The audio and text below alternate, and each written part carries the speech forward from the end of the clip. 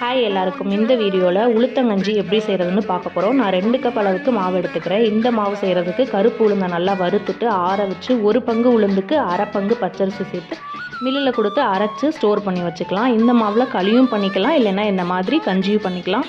நான் 5 to 6 பேருக்கு தேவையான அளவு மாவு எடுத்திருக்கேன். 1-2 ஆளுக்கு தான் செய்யணும் அப்படின்னா ஒரு 3 to 4 டேபிள் ஸ்பூன் அளவு மாவு எடுத்து செஞ்சுக்கலாம். இப்போது எடுத்து வச்ச மாவில் கொஞ்சமாக உப்பு கலந்து கொஞ்சமாக தண்ணி ஊற்றி கெட்டி இல்லாமல் கரைச்சிக்கணும். நல்லா கரைச்சதும் நல்லா தாராளமாகவே தண்ணி சேர்த்து மிக்ஸ் பண்ணி அடுப்பில் வச்சிடலாம். விடாமல் கிளறணும்னு அவசியம் இல்லை. அதுக்கப்புறம் இதில் ஃபைனலாக ஊற்றுறதுக்கு தேங்காயோட 4 ஏலக்காய் சேர்த்து அரைச்சி பால் எடுத்து வச்சுக்கலாம். இப்போ உங்களுக்கு எவ்வளோ இனிப்பு தேவையோ அந்த அளவுக்கு நாட்டு சக்கரை சேர்க்கணும். இப்போ ஓரளவுக்கு நல்லா வெந்ததுக்கப்புறம் திக்கான கன்சிஸ்டன்சி வரும், ஹாட் சாக்லேட் மாதிரி. அடுப்பை ஸ்லோ ஃப்ளேமில் வச்சுக்கோங்க, இல்லைன்னா பொங்கிரும். இப்போது நாம் எடுத்து வச்ச தேங்காய் பாலை அடுப்பை ஆஃப் பண்ணிவிட்டு இந்த கஞ்சியில் கலந்துக்கலாம். தேவைன்னா துருவி கூட சேர்த்துக்கலாம். அவ்வளோதான், ஹெல்த்தியான உளுத்தங்கஞ்சி ரெடி.